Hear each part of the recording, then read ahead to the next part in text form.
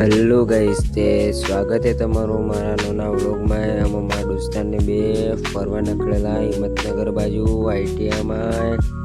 આજે હજુ બહારનું વાતાવરણ તમે મોવાના વ્લોગમાં આખું હિંમતનગર જવું તે એટલે સુધી બતાવું.